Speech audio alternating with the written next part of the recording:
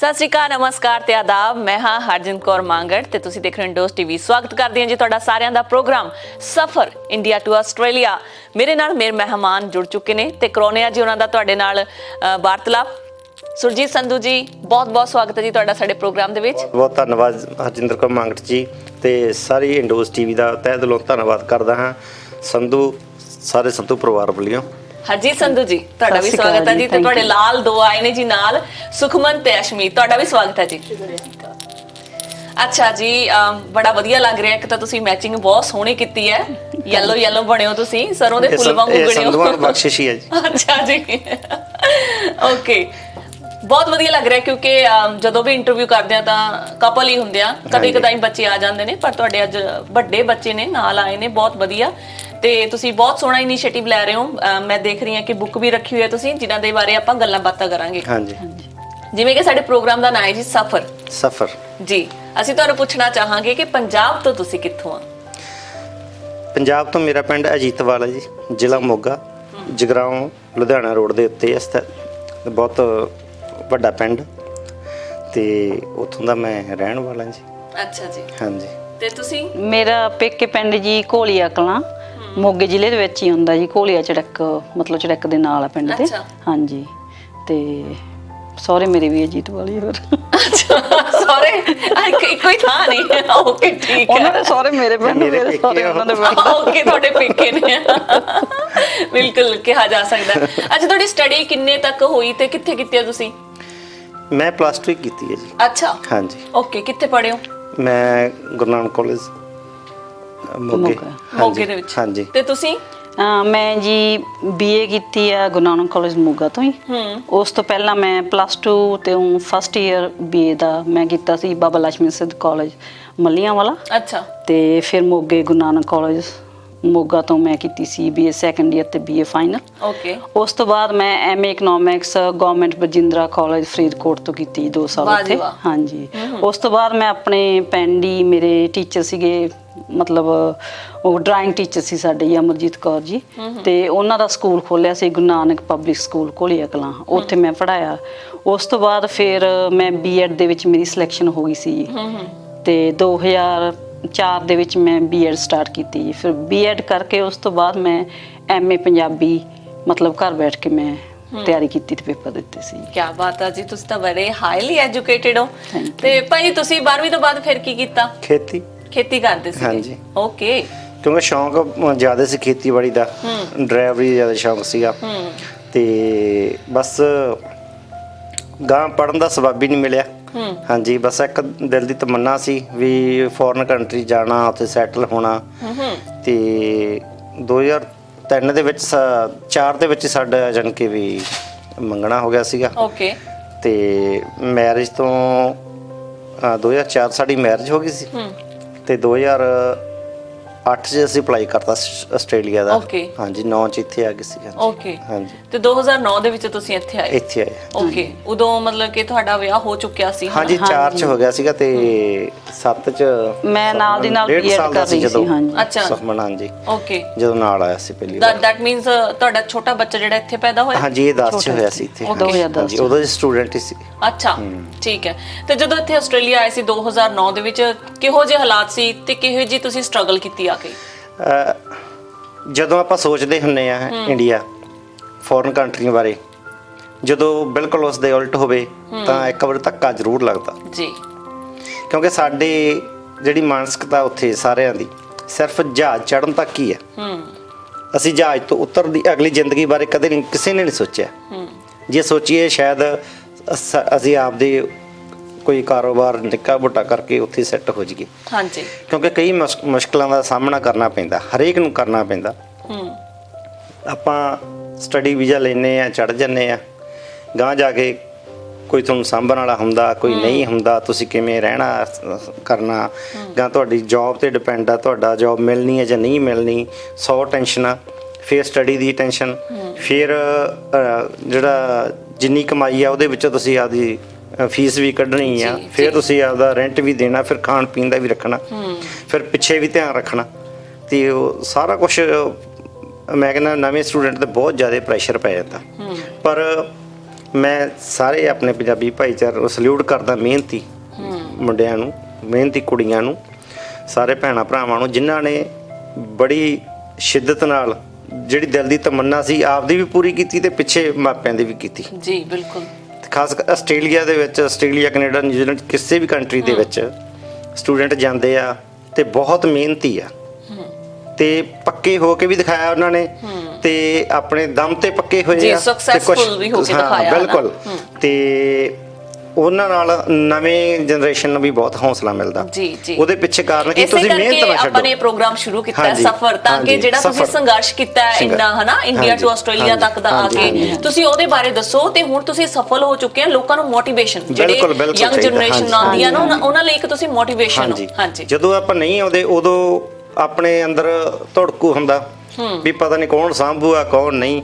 ਪਰ ਜਿਵੇਂ ਜਿਵੇਂ ਆਪਣੇ ਮੰਨ ਲਓ ਜਿਸ ਤਰ੍ਹਾਂ ਤੁਸੀਂ ਆਏ, ਅਸੀਂ ਆਏ ਆ ਤੇ ਇਸ ਤਰ੍ਹਾਂ ਪਿਛਲੇ ਆਪਣੇ ਸੱਜਣਾ ਮਿੱਤਰਾਂ ਨੂੰ ਵੀ ਥੋੜਾ ਹੌਸਲਾ ਮਿਲ ਜਾਂਦਾ। ਚਲੋ ਕੋਈ ਨਾ ਕੋਈ ਤਾਂ ਸਾਂਭਣ ਵਾਲਾ ਹੈਗਾ ਨਾ। ਹਾਂਜੀ ਹਾਂਜੀ। ਤੇ ਫਿਰ ਅੱਗੇ ਆਪਣਾ ਫਰਜ਼ ਆ, ਚਲੋ ਸਾਂਭ ਲਿਆ, ਗਾਂ ਅਗਲੇ ਨੇ ਹੌਲੀ ਹੌਲੀ ਆਪਣਾ ਰਾਹ ਖੋਲ ਲੈਂਦਾ ਬੰਦਾ, ਆਪਣੀ ਮੰਜ਼ਿਲ ਤੇ ਪਹੁੰਚਣਾ ਸ਼ੁਰੂ ਹੋ ਜਾਂਦਾ ਹੌਲੀ ਹੌਲੀ। ਇਹ ਜ਼ਿੰਦਗੀ ਸਫ਼ਰ ਹੀ ਆ, ਜਦੋਂ ਜੰਮਣ ਤੋਂ ਮਰਨ ਤੱਕ ਇਹ ਸਫ਼ਰ ਹੀ ਚੱਲਦਾ ਹੀ ਰਹਿਣਾ ਚਾਹੀਦਾ। ਜਦੋਂ ਤੁਹਾਡੀ ਮੰਜ਼ਿਲ ਖਤਮ ਹੋ ਗਈ ਸਮਝ ਲਓ ਤੁਸੀਂ ਖਤਮ ਹੋ ਗਏ। ਜੀ ਬਿਲਕੁਲ। ਤੇ ਤੁਸੀਂ ਭਾਬੀ ਜੀ ਦੱਸੋ, ਤਾਂ ਤੁਹਾਡਾ ਮਨ ਸੀਗਾ ਤੇ ਬਾਹਰ ਮੁਲਕ ਆਉਣ ਦਾ? ਨਾ ਜੀ, ਮੇਰੀ ਤਾਂ ਆਪਣੀ ਅਕੈਡਮੀ ਸੀ ਘਰ, ਸੰਧੂ ਕੋਚਿੰਗ ਸੈਂਟਰ। ਓਕੇ। ਤੇ ਮੈਂ ਆਈਲੈਟਸ ਦੀ ਉੱਥੇ ਟੀਚਿੰਗ ਕਰ ਰਹੀ ਸੀ ਬੱਚਿਆਂ ਨੂੰ, ਮਤਲਬ ਕੋਚਿੰਗ ਦੇ ਰਹੀ ਸੀ ਘਰ ਹੀ। ਹਾਂਜੀ। ਤੇ ਸਾਡਾ ਵਧੀਆ ਬਿਜ਼ਨਸ ਉੱਥੇ ਚੱਲ ਰਿਹਾ ਸੀ। ਇਹ ਪਹਿਲਾਂ ਮੈਂ ਬੀਐਡ ਦੀ ਕੋਚਿੰਗ ਦਿੱਤੀ, ਉਸ ਤੋਂ ਬਾਅਦ ਆਈਲੈਟਸ ਦਾ ਟ੍ਰੈਂਡ ਚੱਲ ਪਿਆ, ਫਿਰ ਮੈਂ ਉਹ ਸਟਾਰਟ ਕਰਵਾਤੀ। ਓਕੇ। ਤੇ ਬਾਕੀ ਉਸ ਤੋਂ ਬਿਨਾਂ ਮੇਰੇ ਟਿਊਸ਼ਨ ਜਿਹੜੀਆਂ ਨਾਰਮਲ ਸੀਗੀਆਂ 6th ਸਟੈਂਡਰਡ ਤੋਂ ਲੈ ਕੇ 12th ਤੱਕ, ਫਿਰ ਐਮਏ ਦੇ ਜਿਹੜੇ ਸੀਗੇ ਐਮਏ ਇਕਨੋਮਿਕਸ ਵਾਲੇ ਬੱਚੇ ਉਹ ਵੀ ਆਉਂਦੇ ਸੀ। ਤੇ ਮਤਲਬ ਮੈਂ ਬੜੀ ਖੁਸ਼ ਸੀ ਆਪਣੀ ਲਾਈਫ ਤੋਂ ਉੱਥੇ। ਤੇ ਮੈਨੂੰ ਜ਼ਿਆਦਾ ਘਰ ਮੈਂ ਕੁਆਰੀ ਸੀ ਤਾਂ ਅਸੀਂ 3 ਭੈਣਾਂ ਕੁਆਰੀਆਂ ਸੀ। ਵੱਡੀ ਭੈਣ ਦੀ ਮੇਰੀ ਦੀ ਮੈਰਿਜ ਹੋ ਗਈ ਸੀ। ਮੇਰੇ ਬ੍ਰਦਰ ਨੇ ਪੁੱਛਣਾ ਕਿ ਕਿਹਨੇ ਬਾਹਰ ਜਾਣਾ, ਹੱਥ ਖੜੇ ਕਰੋ। ਉਹ ਦੂਜੀਆਂ ਨੇ ਹੱਥ ਖੜੇ ਕਰਦੇ ਨੇ, ਮੈਂ ਥੱਲੇ ਰੱਖਣਾ। ਮੈਨੂੰ ਕਹਿਣਾ ਤੂੰ ਨਹੀਂ ਜਾਣਾ ਚਾਹੁੰਦੀ? ਮੈਂ ਕਿਹਾ ਨਹੀਂ, ਮੇਰਾ ਦਿਲ ਨਹੀਂ ਲੱਗਣਾ ਤੁਹਾਡੇ ਬਿਨਾਂ, ਸਾਰਿਆਂ ਬਿਨਾਂ। ਪਰ ਮੈਨੂੰ ਪਤਾ ਨਹੀਂ ਸੀ ਮੈਂ ਹੀ ਆ ਕੇ ਇੱਥੇ ਬਾਹਰ ਆ ਜਾਣਾ। ਦੇਖ ਲਓ, ਹੈ ਨਾ, ਅੰਜਲ ਦੀ ਗੱਲ ਹੈ, ਦਾਣੇ ਪਾਣੀ ਦੀ ਗੱਲ ਹੈ। ਪਰ ਪਹਿਲਾਂ ਸਟਰਗਲ ਬਹੁਤ ਕੀਤਾ ਜੀ। ਓਕੇ। ਤੇ ਹੁਣ ਮਤਲਬ ਕਿ ਉਸ ਕਿਸ ਤਰੀਕੇ ਦਾ ਸਟਰਗਲ ਸੀ ਜਦੋਂ ਤੁਸੀਂ ਆਸਟ੍ਰੇਲੀਆ ਦੀ ਧਰਤੀ ਤੇ ਪੈਰ ਰੱਖਿਆ? ਤਾਂ ਕਿਹੋ ਜਿਹਾ ਤੁਸੀਂ ਉਹ ਫੇਸ ਜਿਹੜਾ ਹੈਗਾ ਹੰਡਾਇਆ ਆਪਣੇ ਤੇ? ਉਸ ਟਾਈਮ ਜੀ ਮਤਲਬ ਸਾਡੀ ਜਾਣ ਪਹਿਚਾਣ ਵਾਲਾ ਕੋਈ ਨਹੀਂ ਸੀ ਇੱਥੇ। ਇਹਨਾਂ ਦੇ ਫਰੈਂਡ ਸੀਗੇ, ਉਹਨਾਂ ਨੇ ਸਾਨੂੰ ਸਾਂਭਿਆ। ਤੁਹਾਡੇ ਕੋਲ ਤਾਂ ਇੱਕ ਬੱਚਾ ਵੀ ਸੀ, ਹੈ ਨਾ? ਹਾਂਜੀ, ਬੱਚਾ ਵੀ ਸੀਗਾ। ਵੀ ਨਾਲ ਲੈ ਕੇ। ਫਿਰ ਜਦੋਂ ਅਸੀਂ ਆਏ ਸੀ ਜਿਹੜੇ ਦਿਨ, ਤੇ ਸਾਨੂੰ ਮਤਲਬ ਜਲਮੇਰ ਦੇ ਵਿੱਚ ਇੱਕ ਘਰ ਸੀ, ਸਾਨੂੰ ਉਹਨਾਂ ਨੇ ਉੱਥੇ ਡ੍ਰੌਪ ਕਰਤਾ। ਓਕੇ। ਤਾਂ ਉੱਥੇ ਕਮਰਾ ਸੀਗਾ, ਇੰਨੀ ਗਰਮੀ ਸੀ ਇੱਥੇ। ਹਾਂ। ਤੇ ਉਹਨਾਂ ਨੇ ਬਾਰੀਆਂ, ਮਤਲਬ ਜੇ ਬਾਰੀਆਂ ਖੋਲਦੇ ਸੀ ਤਾਂ ਮੱਛਰ ਹੁੰਦਾ ਸੀਗਾ। ਤੇ ਛੋਟਾ ਜਿਹਾ ਪੱਖਾ ਲਾਇਆ ਹੋਇਆ ਸੀ, ਗਰਮੀ ਇੰਨੀ ਜ਼ਿਆਦਾ ਸੀ। ਇਹ ਸੁਖਮਨ ਸੀਗਾ ਉਦੋਂ, ਮਤਲਬ ਕਿ 1.5 ਸਾਲ ਦਾ ਸੀ। ਤੇ ਇਹ ਭੱਜੇ ਤੇ ਮੈਨੂੰ ਇਹ ਤੇ ਤਰਸ ਆਵੇ। ਮੇਰਾ ਉੱਥੇ ਬਹਿ ਗਏ ਸਿਰ ਫੜ ਕੇ, ਮੈਂ ਕਿਹਾ ਮੈਂ ਤਾਂ ਜਾਣਾ ਵਾਪਸ। ਮੈਂ ਰੋਣ ਲੱਗ ਗਈ। ਮੈਂ ਕਿਹਾ ਇਹਨੂੰ ਆਸਟ੍ਰੇਲੀਆ ਕਹਿੰਦੇ, ਮੈਂ ਕਿਹਾ ਆ ਚੀਜ਼ ਇਦੋਂ ਤਾਂ ਵਧੀਆ ਲਾਈਫ ਆਪਣੀ ਉੱਥੇ ਸੀ। ਫਿਰ ਮੈਂ ਤਾਂ ਬੱਚਿਆਂ ਵਾਂਗੂ ਜਿਉਂ ਰੋਣ ਲੱਗੀ। ਫਿਰ ਇਹਨਾਂ ਨੇ ਮੈਨੂੰ ਚੁੱਪ ਕਰਵਾਇਆ, ਕਹਿੰਦੇ ਆਪਾਂ ਇੰਨੇ ਪੈਸੇ ਲਾ ਕੇ ਆਏ ਆ, ਆਪਾਂ ਉਹ ਵੀ ਵਾਪਸ ਕਰਨੇ ਆ ਤੇ ਆਪਾਂ ਵਾਪਸ ਨਹੀਂ ਜਾਣਾ। ਮੈਂ ਕਿਹਾ ਠੀਕ ਹੈ ਜੀ। ਫਿਰ ਉਸ ਤੋਂ ਬਾਅਦ ਅਸੀਂ ਮਤਲਬ ਜਿਹੜੇ ਸਾਡੇ ਜਾਣ ਪਛਾਣ ਵਾਲੇ ਜਿਨ੍ਹਾਂ ਨੇ ਸਾਨੂੰ ਪਿਕਅਪ ਕੀਤਾ ਸੀ ਉੱਥੋਂ, ਹਾਂਜੀ, ਜਿਨ੍ਹਾਂ ਨੇ ਪਿਕ ਕੀਤਾ ਸੀ, ਮੈਂ ਉਹਨਾਂ ਦਾ ਵੀ ਬਹੁਤ ਧੰਨਵਾਦ ਕਰਦਾ। ਹਾਂਜੀ। ਤੇ ਬਾਈ ਬਬਲ, ਅੱਛਾ, ਜਗਰਾਉਂ ਤੋਂ, ਤੇ ਬਾਈ ਬੂਟਾ ਟੂਸੇ ਪਿੰਡ ਦਾ। ਉਹ ਵੀ ਇਸ ਤਰ੍ਹਾਂ ਕਿ 2006-07 ਦੇ ਵਿੱਚ ਦਵਿੰਦਰ ਟੂਸਾ ਇੱਕ ਲੋਕ ਗਾਇਕ ਆ, ਉਹਦੀ ਟੇਪ 'ਚ ਮੇਰਾ ਪਹਿਲਾ ਗਾਣਾ ਆਇਆ ਸੀਗਾ। ਜਦੋਂ ਬਾਹਰ ਆਉਣ ਦੇ ਚੱਕਰ 'ਚ ਗੱਲਬਾਤ ਕੀਤੀ ਤਾਂ ਉਦੋਂ ਸਾਡੀ ਨੈਕਸਟ ਟੇਪ ਦੀ ਵੀ ਸਾਡੀ ਤਿਆਰੀ ਚੱਲ ਰਹੀ ਸੀ ਤੇ ਉਹ ਗੱਲਬਾਤ ਹੋ ਗਈ ਵੀ ਐਂ ਕਰਕੇ ਜਾ ਰਹੇ ਆ। ਤੇ ਉਹ ਦਵਿੰਦਰ ਕਹਿੰਦਾ ਵੀ ਭਾਜੀ ਤੁਸੀਂ ਟੈਨਸ਼ਨ ਨਾ ਲਓ, ਵੀ ਮੇਰੇ ਉੱਥੇ ਚਾਚੇ ਦਾ ਮੁੰਡਾ ਉੱਥੇ ਹੈਗਾ। ਓਕੇ। ਮੈਂ ਕਿਹਾ ਚਲੋ ਟੈਨਸ਼ਨ ਫ੍ਰੀ ਹੋ ਗਏ, ਚਲੋ ਆਪਾਂ ਤਾਂ ਇੱਕ ਵਾਰੀ ਵੀ 에ਅਰਪੋਰਟ ਤੋਂ ਕੋਈ ਲੈ ਜੇ ਬਸ, ਹੈ ਨਾ। ਜਿਵੇਂ ਹੁਣ ਉੱਥੇ ਠੰਡ ਹੁੰਦੀ ਆ, ਹੈ ਨਾ, ਪੈਂਟ ਕੋਟ ਐਨ ਕੱਸਿਆ ਹੋਇਆ, ਜਨਵਰੀ ਦਾ ਮਹੀਨਾ, ਹੈ ਨਾ। ਤੇ ਜਦੋਂ 에ਅਰਪੋਰਟ ਤੇ ਆਏ ਫਿਰ ਆਏ, ਇੱਥੇ ਪਤਾ ਹੀ ਨਹੀਂ ਸੀਗਾ ਵੀ ਗਰਮੀ ਆ, ਕਿਉਂਕਿ ਕਿਸੇ ਨੇ ਖਾਸ ਨਾ ਕਿਸੇ ਨਾਲ ਗੱਲਬਾਤ ਹੋਈ, ਨਾ ਕਿਸੇ ਨੇ ਦੱਸਿਆ ਵੀ ਉਲਟਾ ਮੌਸਮ ਹੈ ਨਾ। ਹਾਂਜੀ। ਤੇ ਇੱਥੇ ਆਣ ਕੇ ਉਹ ਕਿੱਧਰ ਮਰ ਗਏ, ਕਿੱਧਰ ਫਸ ਗਏ, ਹੈ ਨਾ। ਵੀ ਇੰਨੀ ਠੰਡ ਦੇ ਵਿੱਚ ਇੱਥੇ ਇੰਨੀ ਗਰਮੀ, ਪਹਿਲਾਂ ਕੋਟ ਕਾਟ ਜੀ ਵਗਾ ਕੇ ਮਾਰੀ। ਫਿਰ ਚਲੋ ਆਲਣਾ ਮਿਲ ਗਿਆ ਇੱਕ ਛੋਟਾ ਜਿਹਾ, ਹੈ ਨਾ, ਹਫ਼ਤੇ 2 ਹਫ਼ਤੇ ਦੀ ਖਾਤਰ, ਹੈ ਨਾ। ਚਲੋ ਜਿਵੇਂ ਹਰਜੀਤ ਨੇ ਦੱਸਿਆ ਵੀ ਅਸੀਂ ਪੁੰਜੇ ਪਏ, ਹੈ ਨਾ। ਇਹ ਕਹਿੰਦੇ ਵੀ ਰਹਿੰਦੇ ਆਪਾਂ ਤਾਂ ਉੱਥੇ ਬੜਾ ਨਜ਼ਾਰਾ ਸੀ, ਵਧੀਆ ਸੀ। ਮੈਂ ਕਿਹਾ ਚਲ ਹੁਣ ਆ ਤਾਂ ਗਏ ਆ, ਕੁਛ ਬਣ ਕੇ ਜਾਵਾਂਗੇ। ਹੈਨਾ। ਜੇ ਤੁਸੀਂ ਜ਼ਿੰਦਗੀ 'ਚ ਤਰੱਕੀ ਕਰਨੀ ਹੈ ਨਾ ਜਾਂ ਕੁਝ ਕਿਸੇ ਮੰਜ਼ਿਲ ਤੇ ਪਹੁੰਚਣਾ, ਉਹ ਤੁਹਾਨੂੰ ਪਹਿਲਾਂ ਮਰਨਾ ਪੈਣਾ। ਜੀ ਜੀ। ਫਿਰ ਕੰਮ ਦੀ ਫੇਰ ਬੜੀ ਸਵਰਗ ਮੁਸ਼ਕਲ ਮਿਲਣਾ। ਰਹੀ ਹੈ ਜੀ ਸਾਨੂੰ। ਮੈਨੂੰ 1.5 ਸਾਲ ਕੰਮ ਫੇਰ- ਨਹੀਂ ਸੀ ਮਿਲਿਆ। ਫੇਰ ਸਵਰਗ ਮਿਲਣਾ। ਇਹਨਾਂ ਨੂੰ ਵੀ ਜਾ ਕੇ ਫਿਰ ਮੈਂ ਕਹੇ ਫਿਰ ਹੌਲੀ ਫਿਰ ਚਲੋ। ਤੁਸੀਂ ਕਿਹੜੇ ਸਬਰਬ ਦੇ ਵਿੱਚ ਆਏ ਸੀ? ਜਲਮੇਰ ਸਭ ਤੋਂ ਪਹਿਲਾਂ। ਅੱਛਾ, ਉਹ ਰੀਜਨਲ ਏਰੀਆ ਦੇ ਵਿੱਚ ਪੈਂਦਾ? ਨਾ ਜੀ, ਨਹੀਂ ਫਿਰ ਉੱਥੇ ਵੀ ਪੀਆਰ ਲਈ ਕੰਮ ਤਾਂ ਫਿਰ ਮੈਨੂੰ ਹਾਵੇ ਬੇ ਜਾਣਾ ਪਿਆ ਫਿਰ ਸੀ। ਤਾਂ ਪੱਕੇ ਹੋਣ ਵਾਸਤੇ ਤਾਂ ਫਿਰ ਹਾਰਵੀ ਵੀ ਗਏ ਸੀ 300 ਕਿਲੋਮੀਟਰ। ਅੱਛਾ। ਪਹਿਲਾਂ ਤਾਂ ਸਾਨੂੰ ਆਏ ਸੀ ਵੀ ਕਿਵੇਂ ਨਾ ਕਿਵੇਂ ਛੱਤ ਮਿਲ ਜੇ। 에어ਪੋਰਟ ਦੇ ਨੇੜੇ ਸੀਗੇ, ਉਹਨਾਂ ਦੇ ਗਾਂ ਫਰੈਂਡ ਸੀਗੇ, ਉੱਥੇ ਰਹਿ ਪਏ। ਫਿਰ ਖਰਚੇ ਪਾਣੀ ਦਾ ਤੁਸੀਂ ਕਿੱਦਾਂ ਕੀਤਾ? ਤੁਸੀਂ ਕਿਹਾ 1.5 ਸਾਲ ਕੰਮ ਨਹੀਂ ਮਿਲਿਆ, ਹਨਾ? ਹਾਂਜੀ, ਇਹਨਾਂ ਨੇ ਮੈਂ ਖਰਚਾ ਇਕੱਲਾ ਚੱਲਿਆ ਕਰਦਾ ਸਾਰਾ। ਫਿਰ ਫੀਸਾਂ ਵੀ ਇਹਨਾਂ ਨੇ ਮਤਲਬ ਕਿ ਇਹ ਟਰਾਲੀ ਪੁਸ਼ਿੰਗ ਦੀ ਜੌਬ ਸੀ ਜਿਹੜੀ ਇਹਨਾਂ ਦੀ, ਅੱਛਾ। ਉਹਦੇ ਵਿੱਚ ਫਿਰ ਸੁਪਰਵਾਈਜ਼ਰ ਉਦੋਂ ਮੈਨੂੰ ਵੀ ਪਿੰਡੋਂ ਹੀ ਸਮਝਾਇਆ ਗਿਆ ਸੀਗਾ ਮਾਪਿਆਂ ਵੱਲੋਂ ਵੀ ਕੋਈ ਵੀ ਕੰਮ ਮਨਾ ਨਹੀਂ ਕਰਨਾ। ਜਿਹੜਾ ਇੱਕ ਮਰਜ਼ੀ ਬਹੁਤ ਵਧੀਆ ਸਿੱਖਿਆ ਸੀ। ਕੋਸ਼ਿਸ਼ ਬਹੁਤ ਕੀਤੀ ਸੀ ਇੱਥੇ ਅਸੀਂ ਬ੍ਰਿਸਬੇਨ ਪਰ ਮੈਂ ਕਿਹਾ ਵੀ ਪਰ ਨਹੀਂ ਮਿਲਿਆ ਨਹੀਂ ਸੀ ਉਸ ਵੀ ਟਾਈਮ। ਹਾਂਜੀ, ਕੋਈ ਵੀ ਕੰਮ ਆ, ਚਾਹੇ ਉਹ ਭਾਂਡੇ ਮਾਂਜਣ ਦਾ ਹੋਵੇ, ਚਾਹੇ ਕਲੀਨਿੰਗ ਦਾ ਹੋਵੇ, ਇੱਥੇ ਹਰੇਕ ਕੰਮ ਦੀ ਰਿਸਪੈਕਟ ਹੈ ਨਾ ਜੀ, ਕਦਰ ਪੈਂਦੀ ਹੈ ਹਰੇਕ ਕੰਮ ਦੀ। ਚਲੋ ਕਹਿੰਦੇ ਸਾਰੇ ਕੰਮ ਹੀ ਕਰਕੇ ਦੇਖ ਲਏ ਹੈ ਨਾ, ਹੌਸਲਾ ਨਹੀਂ ਛੱਡਿਆ। ਜੇ ਹੌਸਲਾ ਨਹੀਂ ਛੱਡਿਆ ਅੱਜ ਮੰਜ਼ਿਲ ਤੇ ਪਹੁੰਚੇ ਆ ਜੀ। ਜਾਣੀ ਕਿ ਵੀ ਸਫ਼ਰ ਗਾਂ ਹੋਰ ਜਾਰੀ ਹੈ ਨਾ, ਗਾਂ ਬੱਚਿਆਂ ਦਾ ਸਫ਼ਰ ਸਟਾਰਟ ਹੋ ਜਾਂਦਾ ਹੈ ਨਾ। ਤੇ ਬੱਚਿਆਂ ਦਾ ਦੂਰੀ ਪਈ ਰਹੀ 4 ਸਾਲ ਬਾਅਦ। ਅੱਛਾ, ਪੱਕੇ ਵੀ ਹੋ ਗਏ, ਘਰ ਵੀ ਸੌਰੀ ਮੈਂ ਟੋਕ ਰਹੀ ਤੁਹਾਨੂੰ। ਇਹਨਾਂ ਨੇ ਦੱਸਿਆ ਵੀ ਬੱਚਿਆਂ ਤੋਂ ਦੂਰੀ ਪਈ ਰਹੀ। ਇੰਡੀਆ ਛੱਡਦੇ ਸੀ ਬੱਚੇ?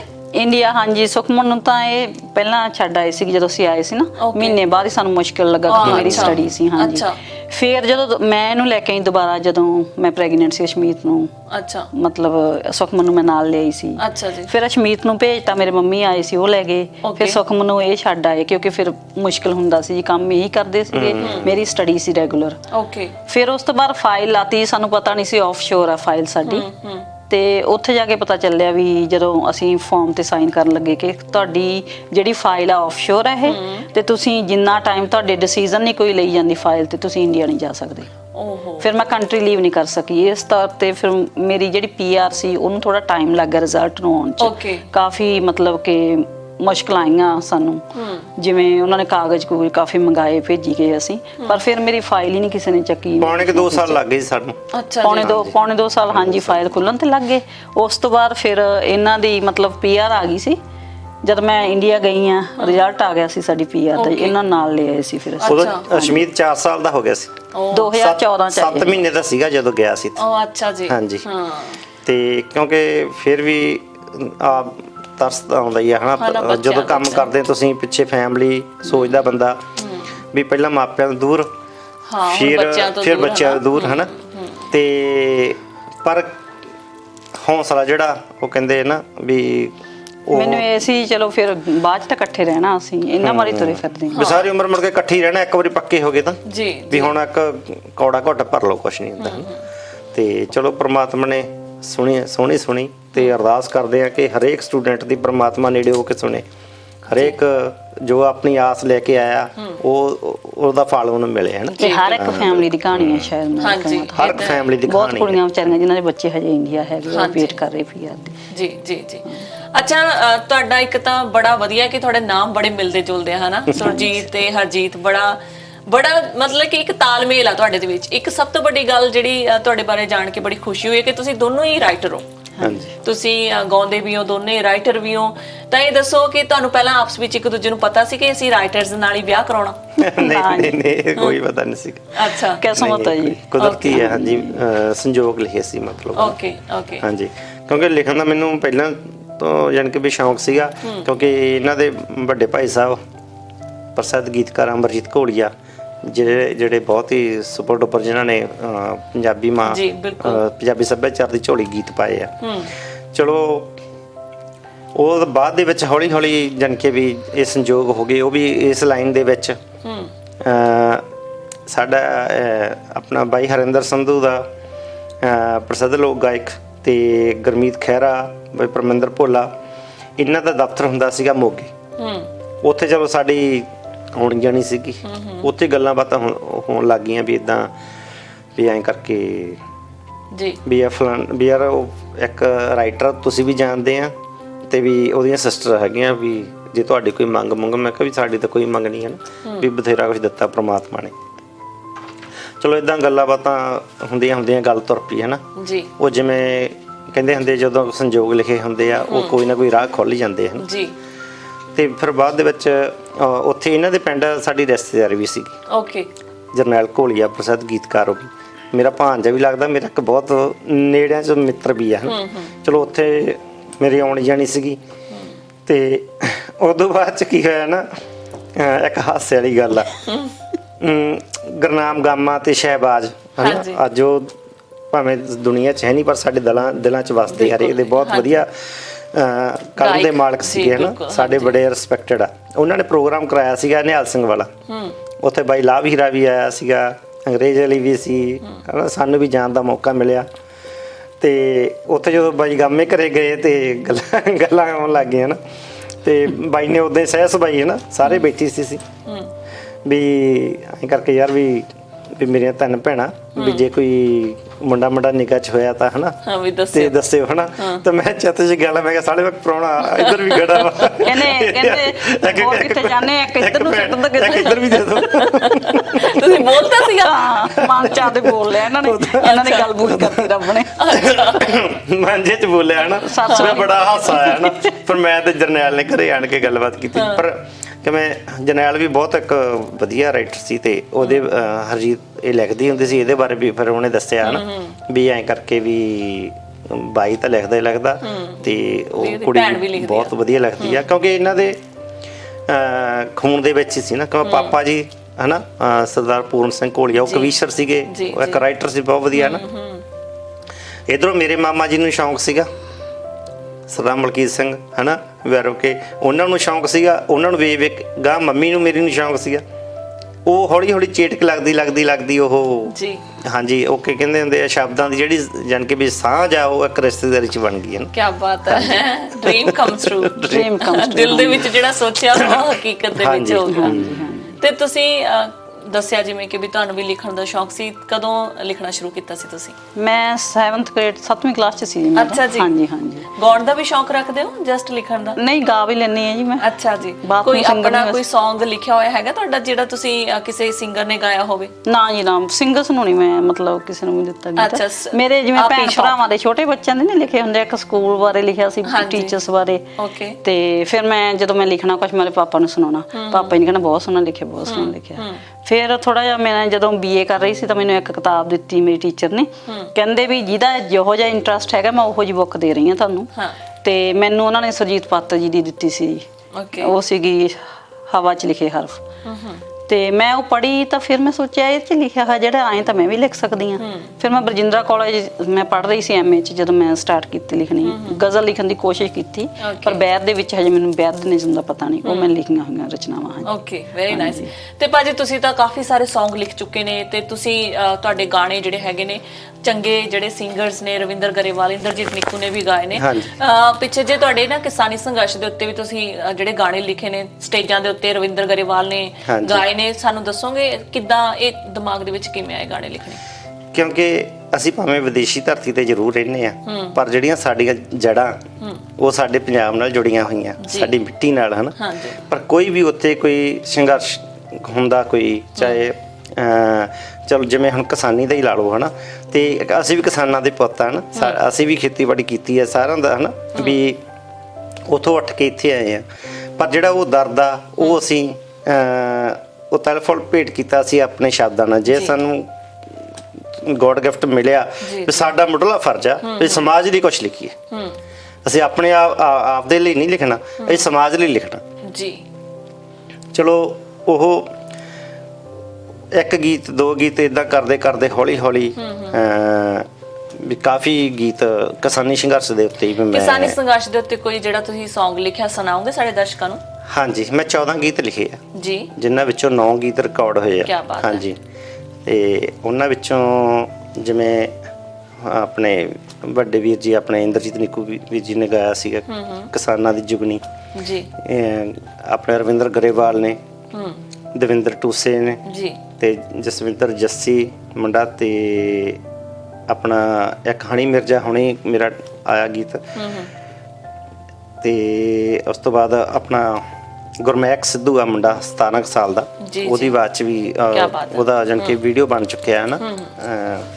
ਉਹ ਵੀ ਆ ਰਿਹਾ ਵਾ ਸਰਵੰਸਲੀ ਹੁਣੇ 2-3 ਦਿਨ ਪਹਿਲਾਂ ਹੀ ਇੱਕ ਸਾਡੀ ਰਿਕਾਰਡਿੰਗ ਹੋਈ ਆ ਮਲਕੀਤ ਮੀਤ ਦੀ ਆਵਾਜ਼ ਦੇ ਵਿੱਚ। ਹਾਂਜੀ, ਤੇ ਜਿਹੜੇ ਜਿੰਨੇ ਵੀ ਕਿਸਾਨੀ ਸੰਘਰਸ਼ ਨੂੰ ਗੀਤ ਲਿਖੇ ਆ ਉਹਨਾਂ ਨੂੰ ਸਮਰਪਿਤ ਜੀ, ਤੇ ਉਹ ਇੱਕ ਮੈਸੇਜ ਦੇਣ ਦੀ ਕੋਸ਼ਿਸ਼ ਕੀਤੀ ਹੈ ਵੀ ਅਸੀਂ ਵੀ ਤੁਹਾਡੇ ਨਾਲ ਆ ਤੇ ਇਹ ਏਕਤਾ ਜਿਹੜੀ ਹੈ ਉਹ ਬਣਾ ਕੇ ਰੱਖਣੀ ਹੈ ਨਾ ਜੀ। ਬਿਲਕੁਲ ਇਦਾਂ ਰਵਿੰਦਰ ਭਾਜੀ ਦਾ ਜਿਹੜਾ ਜਦੋਂ ਇਹ ਸੌਂਗ ਆਇਆ ਸੀ ਸਟੇਜ ਤੇ ਆਇਆ ਸੀਗਾ, ਉਦੋਂ ਲਿਖਣ ਤੋਂ ਪਹਿਲਾਂ ਮੇਰੇ ਮਨ 'ਚ ਇਹ ਆਇਆ ਸੀਗਾ ਵੀ ਕਿਸਾਨ ਦਾ ਜਿਹੜਾ ਮੋਹ ਮਿੱਟੀ ਨਾਲ ਆ, ਉਹਦੀਆਂ ਫਸਲਾਂ ਨਾਲ ਆ, ਤੇ ਇਹ ਸਾਡੀ ਹੋਂਦ ਨੂੰ ਖਤਰਾ, ਤੇ ਕਿਸਾਨ ਦਿੱਲੀ ਸੰਘਰਸ਼ ਕਰ ਰਹੇ ਆ, ਉਹਦਾ ਫਿਕਰ ਫਸਲਾਂ ਨੂੰ ਵੀ ਆ ਜੀ, ਤੇ ਫਸਲਾਂ ਆਪਸ ਵਿੱਚ ਗੱਲਾਂ ਕਰ ਰਹੀਆਂ, ਹਵਾ ਨਾਲ ਗੱਲਾਂ ਕਰ ਰਹੀਆਂ। ਉਹ ਚੀਜ਼ ਨੂੰ ਮੈਂ ਤੁਹਾਡੇ ਨਾਲ ਮੈਂ ਸਾਂਝੀ ਕਰਦਾ ਵਾਂ। ਸਥਾਈ ਯੰਤਰਾ ਹਾਂਜੀ ਹੈਗਾ।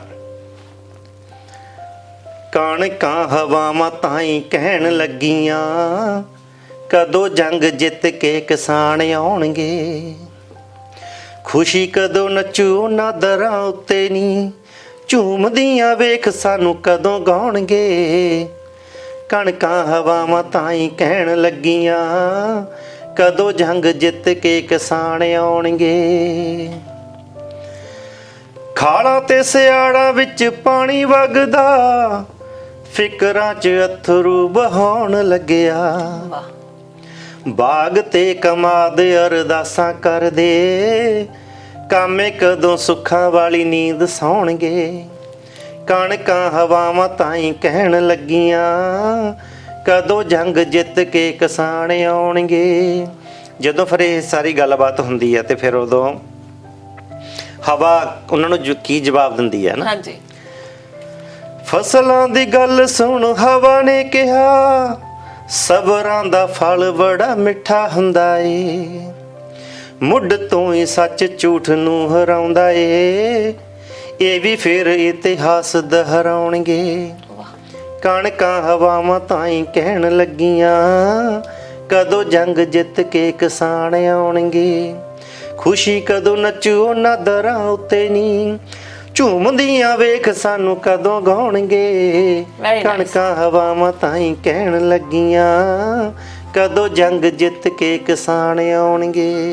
ਬਹੁਤ ਹੀ ਸੋਹਣਾ ਲਿਖਿਆ ਜੀ, ਬਹੁਤ ਹੀ ਖੂਬ, ਜਿਹੜਾ ਕਿ YouTube ਦੇ ਉੱਤੇ ਵੀ ਸੋਸ਼ਲ ਮੀਡੀਆ ਦੇ ਉੱਤੇ ਬਹੁਤ ਜ਼ਿਆਦਾ ਵਾਇਰਲ ਵੀ ਹੋਇਆ ਤੁਹਾਡਾ ਇਹ।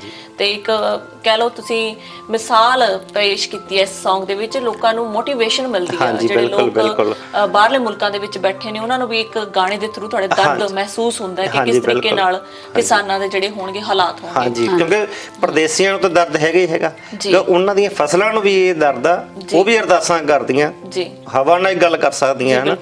ਤੇ ਉਹ ਜਿਹੜੇ ਸਿਆੜਾਂ 'ਚ ਪਾਣੀ ਵਗਦਾ ਉਹ ਵੀ ਹੰਝੂ ਘੇਰ ਰਿਹਾ ਹੈ। ਤੇ ਇਹ ਚੀਜ਼ ਪੇਸ਼ ਕਰਨ ਦੀ ਕੋਸ਼ਿਸ਼ ਕੀਤੀ ਹੈ, ਦਰਦ ਆਪਣੀ ਕਲਮ ਰਾਹੀਂ ਪੇਸ਼ ਕਰਨ ਦੀ ਕੋਸ਼ਿਸ਼ ਕੀਤੀ, ਜਿਹਨੂੰ ਬਹੁਤ ਪਿਆਰ ਮਿਲਿਆ। ਹਰਜੀਤ ਭਾਬੀ ਜੀ, ਤੁਹਾਡੇ ਤੋਂ ਵੀ ਜਾਣਨਾ ਚਾਹਾਂਗੇ, ਕੋਈ ਤੁਹਾਡਾ ਵੀ ਆਪਣੀ ਕਲਮ ਤੋਂ ਲਿਖਿਆ ਹੋਇਆ ਕੋਈ ਕਵਿਤਾ ਜਾਂ ਕੋਈ Song ਤੁਸੀਂ ਜਿਹੜਾ ਸਾਡੇ ਦਰਸ਼ਕਾਂ ਨੂੰ ਸੁਣਾਉਣਾ ਚਾਹੋ? ਹਾਂਜੀ ਜ਼ਰੂਰ, ਮੈਂ ਇੱਕ ਆਪਣੀ ਰਚਨਾ ਪੇਸ਼ ਕਰਦੀ ਹਾਂ। ਹਾਂਜੀ, ਮੈਂ ਇੱਕ ਭੈਣ ਭਰਾ ਦਾ ਗੀਤ ਲਿਖਿਆ ਸੀ, ਕੁਆਰੀ ਹੁੰਦੀ। ਸੁਣਾਓ ਜੀ। ਹਾਂਜੀ। ਛੇਤੀ ਪਰਦੇਸੋਂ ਘਰ ਆ ਜਾ ਵੀਰ ਨਾ ਵੇ ਭਾਬੀ ਨਿੱਤ ਲੜਦੀ, ਛੇਤੀ ਪਰਦੇਸੋਂ ਘਰ ਆ ਜਾ ਵੀਰ ਨਾ ਵੇ ਭਾਬੀ ਨਿੱਤ ਲੜਦੀ, ਬਾਪੂ ਨੂੰ ਤਾਂ ਕਹੇ ਸੁਣ ਗੱਲ ਬੁੱਢਿਆ ਕਰ ਕੋਈ ਕੰਮ ਵੇ, ਤੁਸੀਂ ਤਾਂ ਵੇ ਘਰ ਬੈਠੇ ਮੌਜਾਂ ਮਾਣਦੇ ਮੇਰਾ ਲਹੇ ਛੰਮ ਵੇ, ਮੈਂ ਵੀ ਛੱਡ ਬੱਚੇ ਪੇਕਿਆਂ ਨੂੰ ਤੁਰ ਜੂ ਹੁਣ ਨਾ ਮੈਂ ਖੜਦੀ, ਮੈਂ ਵੀ ਛੱਡ ਬੱਚੇ ਪੇਕਿਆਂ ਨੂੰ ਤੁਰ ਜੂ ਹੁਣ ਨਾ ਮੈਂ ਖੜਦੀ, ਛੇਤੀ ਪਰਦੇਸੋਂ ਘਰ ਆ ਜਾ ਵੀਰ ਨਾ ਵੇ ਭਾਬੀ ਨਿੱਤ ਲੜਦੀ। ਕੀ ਬਾਤ ਹੈ, ਵੈਰੀ ਨਾਈਸ। ਚਿੱਠੀ ਵਿੱਚ ਲਿਖ ਮੈਨੂੰ ਭੇਜ ਵੀਰ ਨਾ ਵੇ ਤਰੀਕੇ ਆਉਣ ਦੀ। ਬਹੁਤ ਹੀ ਵਧੀਆ ਜੀ, ਮੈਂ ਦੇਖ ਰਹੀ ਹਾਂ ਤੁਸੀਂ ਗਾਉਂਦੇ ਗਾਉਂਦੇ ਭਾਵੁਕ ਵੀ ਹੋਏ ਹੋ, ਤਾਂ ਤੁਹਾਡੀ ਅੱਖਾਂ ਦੇ ਵਿੱਚੋਂ ਉਹ ਦਰਦ ਮਹਿਸੂਸ ਵੀ ਹੋ ਰਿਹਾ। ਤੁਸੀਂ ਉਹ Song ਲਿਖਿਆ ਤਾਂ ਬਿਲਕੁਲ ਹੀ ਦਰਦ ਮਹਿਸੂਸ ਹੋਇਆ ਕਿ ਬਾਹਰਲੇ ਮੁਲਕਾਂ ਦੇ ਵਿੱਚ ਕਿਸ ਤਰੀਕੇ ਨਾਲ ਲੋਕਾਂ ਦੀ ਜ਼ਿੰਦਗੀ ਹੈ ਤੇ ਕਿਸ ਤਰੀਕੇ ਨਾਲ ਉਹ ਆਪਣੇ ਪਰਿਵਾਰ ਤੋਂ ਦੂਰ ਬੈਠੇ ਨੇ, ਆਪਣੇ ਭੈਣ ਭਾਈ ਆਪਣੇ ਮਾਂ-ਬਾਪ ਨੂੰ ਮਿਸ ਕਰਦੇ ਨੇ। ਸੋ ਤੁਹਾਡੇ ਨਾਲ ਸਿੰਪਥੀ ਹੈ ਜੀ ਮੈਨੂੰ ਬਹੁਤ ਜ਼ਿਆਦਾ। Thank you. ਬਹੁਤ ਸੋਹਣੀ ਆਵਾਜ਼ ਤੇ ਬਹੁਤ ਸੋਹਣਾ ਤੁਸੀਂ ਲਿਖਿਆ। ਅੱਛਾ ਤੁਹਾਨੂੰ ਚੀਅਰ ਅਪ ਕਰਦੇ ਆ, ਤੁਹਾਡੇ ਬੱਚੇ ਬੈਠੇ ਨੇ ਨਾਲ, ਪੰਜਾਬੀ ਤੁਸੀਂ ਸਿਖਾਉਂਦੇ ਹੋ, ਹਰ ਸ਼ਨੀਵਾਰ ਤੁਸੀਂ ਕਲਾਸ ਲਾਉਂਦੇ ਹੋ ਪੰਜਾਬੀ ਦੀ, ਬਹੁਤ ਸੋਹਣਾ ਇਨੀਸ਼ੀਏਟਿਵ ਲਿਆ ਤੁਸੀਂ ਪੰਜਾਬੀ ਸਿਖਾਉਣ ਦਾ, ਹਨਾ। ਤੇ ਬੜੀ ਹੈਰਾਨੀ ਦੀ ਗੱਲ ਹੈ ਕਿਉਂਕਿ ਤੁਹਾਡੇ ਬੱਚੇ ਤੁਹਾਡੇ ਨਾਲ ਹੁੰਦੇ ਨੇ ਹਮੇਸ਼ਾ। ਇੱਕ ਇਹਨਾਂ ਚ ਅਦਬ ਮੈਂ ਦੇਖਿਆ, ਮੇਰੇ ਵੀ ਪੈਰੀ ਹੱਥ ਲਾਉਂਦੇ ਸੀਗੇ। ਸਾਰਿਆਂ ਦੀ ਲਾਉਂਦੇ ਆ। ਸਾਰੇ ਲਾਉਂਦੇ ਆ। ਓਕੇ ਜੀ, ਵੈਰੀ ਨਾਈਸ।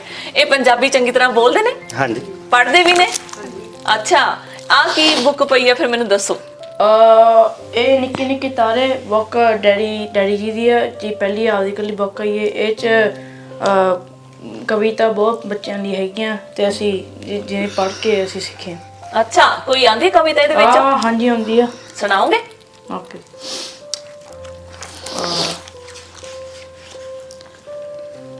ਜਿਸ ਨਗਰੀ ਵਿੱਚ ਰੁੱਖ ਨੇ ਬਾਲੇ, ਉਸ ਨਗਰੀ ਵਿੱਚ ਸੁੱਖ ਨੇ ਬਾਲੇ।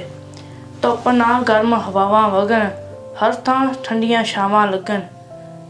ਪਾਂਦੀ ਰਾਹ ਤੇ ਟਾਵੇਂ ਟਾਵੇਂ, ਤਨ ਰੁੱਖਾਂ ਦੀ ਛਾਵੇਂ ਛਾਵੇਂ। ਪੰਛੀ ਆਲਿਆਂ ਵਿੱਚ ਬੈਠਣ, ਕੁਝ ਟਹਿਣੀਆਂ ਉੱਤੇ ਚਹਿਕਣ। ਰੁੱਖਾਂ ਦੇ ਨਾਲ ਕਰੀਏ ਪਿਆ, ਸੰਧੂ ਸਰਸੀ ਕਹਿੰਦੇ ਵਾਰ-ਵਾਰ। ਕੀ ਬਾਤ ਹੈ ਜੀ, ਬਹੁਤ ਸੋਹਣੀ ਪੰਜਾਬੀ ਦੇ ਵਿੱਚ ਪਿਓਰ ਲਿਖੀ ਹੋਈ, ਤੁਸੀਂ ਪੰਜਾਬੀ ਦੇ ਵਿੱਚ ਪੜ੍ਹੀ ਆ, ਬਹੁਤ ਹੀ ਖੁਸ਼ੀ ਦੀ ਗੱਲ ਹੈ। ਤੁਸੀਂ ਅਸ਼ਮੀਤ ਪੜੋਗੇ? ਤੁਹਾਨੂੰ ਆਉਂਦਾ ਕੁਝ? ਇਹ ਤਾਂ ਮੂੰਹ ਜਵਾਨੀ ਕਹਿੰਦਾ ਸੀ, ਪਰ ਬੁੱਕ ਦੀ ਵਾਹ ਲੋੜ ਹੀ ਜੀ ਨਹੀਂ ਵਾਹ, ਕਹਿੰਦਾ। ਮੂੰਹ ਜ਼ਬਾਨੀ ਲੈ ਲੈ। ਅੱਛਾ, ਹਾਂਜੀ। ਸੁਣਾਉਣ ਜਾ ਰਿਹਾ ਊੜਾ ਐੜਾ। ਊੜਾ ਐੜਾ, ਓਕੇ। ਊੜਾ ਐੜਾ ਪੜਾਓ ਪਾਪਾ, ਸਿੱਖਾਂਗਾ ਮੈਂ ਸਿਖਾਓ ਪਾਪਾ। ਅੱਖਰ ਬੋਲਣੇ ਸਾਰੇ ਸਿੱਖੂ, ਅੱਖਰ ਬੋਲਣੇ ਸਾਰੇ ਸਿੱਖੂ। ਸੁੰਦਰ ਮੈਂ ਲਿਖਾਈ ਲਿਖੂ, ਕਹਿਦਾ ਮੈਨੂੰ ਫੜਾਓ ਪਾਪਾ, ਸਿੱਖਾਂਗਾ ਮੈਂ ਸਿਖਾਓ ਪਾਪਾ। ਦੱਸੋ ਪੈਨਸਲ ਕਿਵੇਂ ਫੜਾ ਮੈਂ, ਹੱਥ ਕਾਪੀ ਤੇ ਕਿੰਝ ਧਰਾਂ ਮੈਂ। ਊੜਾ ਵਾਹੁਣਾ ਲਿਖਾਓ ਪਾਪਾ, ਸਿੱਖਾਂਗਾ ਮੈਂ ਸਿਖਾਓ ਪਾਪਾ, ਸਿੱਖਾਂਗਾ ਮੈਂ। ਕੀ ਬਾਤ ਹੈ ਜੀ, ਤਾੜੀਆਂ ਮਾਰਨੀਆਂ ਬਣਦੀਆਂ। ਬਹੁਤ ਖੂਬ, ਬਹੁਤ ਖੂਬ। ਕਿੰਨੇ ਸਾਲਾਂ ਦੇ ਹੋ ਤੁਸੀਂ ਅਸ਼ਮੀਤ? ਮੈਂ 11 ਸਾਲਾਂ ਦਾ। ਤੇ ਤੁਸੀਂ ਸੁਖਮਨ? ਵਾਹ ਜੀ ਵਾਹ, ਬਹੁਤ ਹੀ ਵਧੀਆ ਤੁਸੀਂ ਪੰਜਾਬੀ ਬੋਲਦੇ ਹੋ। ਤੇ ਸਭ ਤੋਂ ਵੱਡੀ ਗੱਲ, ਤੁਸੀਂ ਪੂਰਾ ਮੂੰਹ ਜ਼ਬਾਨੀ ਯਾਦ ਕਰੀ ਬੈਠੇ ਹੋ ਆਪਣੇ ਪਾਪਾ ਦੀ ਕਵਿਤਾ, ਹੈ। ਬਹੁਤ ਹੀ ਸੋਹਣਾ ਇਨੀਸ਼ੀਏਟਿਵ ਲਿਆ ਜੀ ਤੁਸੀਂ, ਕਿਉਂਕਿ ਬਾਹਰਲੇ ਮੁਲਕਾਂ ਦੇ ਵਿੱਚ ਆ ਕੇ ਪੰਜਾਬੀ ਤੇ ਪੰਜਾਬੀ ਕਲਚਰ ਨੂੰ ਜਿਉਂਦਾ ਰੱਖਣਾ ਬਹੁਤ ਔਖਾ ਹੁੰਦਾ ਜੀ, ਬਹੁਤ ਮੁਸ਼ਕਲ ਹੁੰਦਾ। ਮੰਗੜ ਜੀ, ਇੱਕ ਜਿਹੜੀ ਮੇਨ ਗੱਲ ਹੈ ਨਾ, ਸਾਡੀ ਜਿਹੜੀ ਅਸਲੀ ਪ੍ਰਾਪਰਟੀ ਹੈ ਨਾ ਪਰਦੇਸੀਆਂ ਦੀ, ਜੀ ਜੀ, ਉਹ ਸਾਡੇ ਬੱਚੇ, ਸਾਡੀ ਔਲਾਦ ਹੀ ਹੈ। ਬਿਲਕੁਲ ਜੀ। ਜੇ ਸਾਡੀਆਂ ਨੀਆਂ ਕਮਜ਼ੋਰ ਆ ਤੇ ਅਸੀਂ ਉਹ ਤੇ ਕੁਝ ਉਸਾਰ ਨਹੀਂ ਸਕਦੇ। ਨਹੀਂ ਉਸਾਰ ਸਕਾਂਗੇ ਜੀ। ਜੇ ਇਹ ਇਹਨਾਂ ਨੂੰ ਇਸ ਧਰਤੀ ਤੇ ਰਹਿ ਕੇ ਜਿੱਥੇ ਅਸੀਂ ਕਮਾਈ ਕਰਦੇ ਹਾਂ, ਉੱਥੇ ਅਸੀਂ ਆਪਣੀ ਫੈਮਿਲੀ ਵਾਸਤੇ ਟਾਈਮ ਕੱਢਦੇ ਹਾਂ, ਬੱਚਿਆਂ ਨੂੰ ਪੰਜਾਬੀ ਆਊਗੀ, ਆਪਦੀਆਂ ਜੜ੍ਹਾਂ ਨਾਲ ਜੁੜੇ ਰਹਿਣਗੇ, ਤਾਂ ਆਉਣ ਵਾਲੀ ਜਨਰੇਸ਼ਨ ਨੂੰ ਇਹਨਾਂ ਨੂੰ ਫਿਕਰ ਹੋਊਗਾ ਕਿ ਅਸੀਂ ਸਿਖਾਈਏ ਤੇ ਅਸੀਂ ਸਾਡੇ ਪਿੱਛੇ ਘਰ-ਬਾਰ, ਸਾਡੇ ਚਾਚੇ ਤਾਏ, ਦਾਦਾ ਦਾਦੀ, ਨਾਨਾ ਨਾਨੀ, ਹਨਾ, ਮਾਮਾ ਮਾਮੀ, ਸਾਰਿਆਂ ਨੂੰ ਉੱਥੇ ਵੀ ਸਾਡੇ ਵੀ ਕੋਈ ਹੈਗੇ ਆ, ਵਸਦੇ ਆ ਜੀ ਜੀ। ਤੇ ਜੇ ਪੰਜਾਬੀ ਆਊਗੀ, ਉਹਨਾਂ ਨਾਲ ਗੱਲਬਾਤ ਕਰਨਗੇ, ਜੁੜਨਗੇ, ਤਾਂ ਹੀ ਜਾਣਗੇ ਤੇ ਆਪਦੇ ਬੱਚਿਆਂ ਨੂੰ ਗੱਲਾਂ ਲੈ ਕੇ ਜਾਣਗੇ ਨਾ। ਤੁਸੀਂ ਬਹੁਤ ਹੀ ਸੋਹਣਾ ਇਨੀਸ਼ੀਏਟਿਵ ਲਿਆ ਹੋਇਆ, ਕਿਉਂਕਿ ਬਹੁਤ ਘੱਟ ਲੋਕ ਨੇ ਜੀ ਬਾਹਰਲੇ ਮੁਲਕਾਂ ਦੇ ਵਿੱਚ ਆ ਕੇ ਜਿਹੜੇ ਆਪਣੇ ਕਲਚਰ ਦੇ ਨਾਲ ਜੁੜੇ, ਖਾਸ ਕਰਕੇ ਪੰਜਾਬੀ ਮਾਂ ਬੋਲੀ ਨੂੰ ਜਿਉਂਦਾ ਰੱਖਦੇ ਨੇ। ਬੱਚਿਆਂ ਨੂੰ ਸਿਖਾਉਣ ਦੀ ਹਮੇਸ਼ਾ ਮਾਂ-ਬਾਪ ਪਹਿਲ ਕਰਦੇ ਨੇ, ਪਰ ਖੇਚਲ ਜਿਹੜੀ ਹੁੰਦੀ ਆ ਨਾ, ਬੱਚੇ ਨੂੰ ਟਾਈਮ ਚੋਂ ਟਾਈਮ ਕੱਢ ਕੇ ਦੇਣਾ, ਉਹ ਬਹੁਤ ਮੁਸ਼ਕਿਲ ਹੋ ਜਾਂਦਾ, ਕਿਉਂਕਿ ਆਪਣੀ ਲਾਈਫ ਇੱਥੇ ਹੈਗੀ ਬਹੁਤ ਜ਼ਿਆਦਾ ਬਿਜ਼ੀ ਹੈ, ਹਮੇਸ਼ਾ ਆਪਾਂ ਕੰਮਾਂ ਕਾਰਾਂ ਤੇ ਰਹਿੰਦੇ, ਇੰਨਾ ਥੱਕ ਟੁੱਟ ਜਾਂਦੇ, ਰਾਤ ਨੂੰ ਆਪਾਂ ਸੌਣ ਦੀ ਕਰਦੇ ਆ। ਪਰ ਤੁਸੀਂ ਕਲਾਸ ਵੀ ਲਾਉਂਦੇ ਆ, ਫ੍ਰੀ ਆਫ ਕਾਸਟ ਕਲਾਸ ਲਾਉਂਦੇ ਹੋ ਤੁਸੀਂ? ਫ੍ਰੀ ਆਫ ਕਾਸਟ ਹੈ, ਹਾਂਜੀ। ਹਰ ਸ਼ਨੀਵਾਰ ਲੱਗਦੀ ਹੈ ਜੀ ਕਲਾਸ। ਅੱਛਾ ਜੀ, ਕਿੰਨੇ ਤੋਂ ਕਿੰਨੇ? 10:30 ਤੋਂ 11:30। ਤੇ ਜੇ ਕਿਸੇ ਹੋਰ ਬੱਚੇ ਨੇ ਵੀ ਆਉਣਾ ਹੋਵੇ? ਹਾਂਜੀ, ਮੋਸਟ ਵੈਲਕਮ ਜੀ, ਕਾਲ ਕਰ ਸਕਦੇ ਠੀਕ ਹੈ। ਦਰਸ਼ਕੋ, ਇਹ ਸੁਰਜੀਤ ਸੰਧੂ ਜੀ ਤੇ ਹਰਜੀਤ ਸੰਧੂ ਜੀ, ਤੁਸੀਂ ਪਹਿਲਾਂ ਐਡਰੈਸ ਦੱਸ ਦਿਓ। ਹਾਂਜੀ, 13 ਫੇਅਰ ਵੈਦਰ ਸਟਰੀਟ, ਬ੍ਰਿੰਬਾ। ਅੱਛਾ ਜੀ, ਬ੍ਰਿੰਬਾ ਦੇ ਵਿੱਚ ਤੁਸੀਂ ਆਪਣੇ ਬੱਚੇ, ਕੋਈ ਏਜ ਲਿਮਿਟ ਰੱਖੀ ਹੈ ਜੀ ਤੁਸੀਂ? 6 ਸਾਲ ਤੋਂ 14 ਸਾਲ ਦੇ ਵਿੱਚ। ਹਾਂਜੀ, 6 ਸਾਲ ਤੋਂ 14 ਸਾਲ ਦੇ ਬੱਚਿਆਂ ਲਈ ਤੁਸੀਂ ਜੇਕਰ ਬੱਚੇ ਨੂੰ ਪੰਜਾਬੀ ਪੜਾਉਣਾ ਚਾਹੁੰਦੇ ਹੋ, ਪੰਜਾਬੀ ਕਲਚਰ ਦੇ ਨਾਲ ਜੋੜਨਾ ਚਾਹੁੰਦੇ ਹੋ, ਤਾਂ ਇਹਨਾਂ ਨੂੰ ਜ਼ਰੂਰ ਮਿਲੋ, ਸੁਰਜੀਤ ਸੰਧੂ ਤੇ ਹਰਜੀਤ ਸੰਧੂ ਜੀ, ਜਿਨ੍ਹਾਂ ਨੇ ਕਿ ਫ੍ਰੀ ਪੰਜਾਬੀ ਸਿਖਾਉਣ ਦਾ ਇਨੀਸ਼ੀਏਟਿਵ ਲਿਆ ਹੋਇਆ। 1 ਘੰਟੇ ਦੀ ਕਲਾਸ ਲਗਾਉਂਦੇ ਨੇ ਇਹ ਬੱਚਿਆਂ ਦੀ, ਫ੍ਰੀ ਆਫ ਕਾਸਟ ਹੈ ਜੀ ਜੀ। ਸੋ ਆਪਣੇ ਬੱਚਿਆਂ ਨੂੰ ਤੁਸੀਂ ਇਹਨਾਂ ਦੇ ਘਰ ਛੱਡ ਸਕਦੇ ਹੋ 1 ਘੰਟੇ ਦੇ ਲਈ, ਜਿਨ੍ਹਾਂ ਦੇ ਵਿੱਚ ਬਿਲਕੁਲ ਤੁਸੀਂ ਪੰਜਾਬੀ, ਤੁਸੀਂ ਆਪਣਾ ਨੰਬਰ ਬੋਲ ਦਿਓ। ਹਾਂਜੀ ਹਾਂਜੀ, ਤੁਸੀਂ ਆਪਣਾ ਨੰਬਰ ਵੀ ਬੋਲ ਦਿਓ, ਹਨਾ। ਹਾਂਜੀ, 0478 706 479, 0478706479 ਜੀ। ਤੇ ਸੁਖਮਨ ਨੇ ਵੀ ਇੱਕ ਗੀਤ ਲਿਖਿਆ ਜੀ, ਇਹਨੂੰ ਪੰਜਾਬੀ ਸੁਣਨ ਦਾ ਫਾਇਦਾ ਹੋ ਗਿਆ ਜੀ। ਅੱਛਾ, ਇੱਕ ਪੈਰਾ ਹੁੰਦਾ ਤੈਨੂੰ ਉਹਦਾ ਸੰਗ ਦਾ ਸੰਗ ਗਿਆ, ਸੰਗ ਦਾ ਉਹ।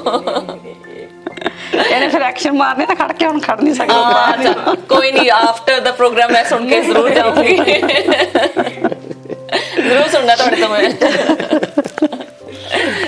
ਅੱਛਾ, ਇਹ ਦੱਸੋ ਕਿ ਅੱਜ ਕੱਲ ਤੁਹਾਡੀ ਜ਼ਿੰਦਗੀ ਦੇ ਵਿੱਚ ਕੀ ਚੱਲ ਰਿਹਾ, ਤੁਸੀਂ ਸੈਟੀਸਫਾਈਡ ਹੋ? ਸੈਟੀਸਫਾਈਡ ਤਾਂ ਜਿਹੜੀ ਮਤਲਬ ਇਨਸਾਨ ਕਦੇ ਨਹੀਂ ਹੁੰਦਾ ਜੀ ਲਾਈਫ 'ਚ। ਪਹਿਲਾਂ ਇਹ ਸੀ ਵੀ ਪੱਕੇ ਹੋ ਜਾਈਏ ਜੀ, ਪੱਕੇ ਹੋ ਗਏ, ਫਿਰ ਹੋ ਗਿਆ ਜੀ ਘਰ ਵੀ ਲੈਣਾ ਚਾਹੀਦਾ ਆਪਣਾ, ਉਹ ਵੀ ਲੈ ਲਿਆ।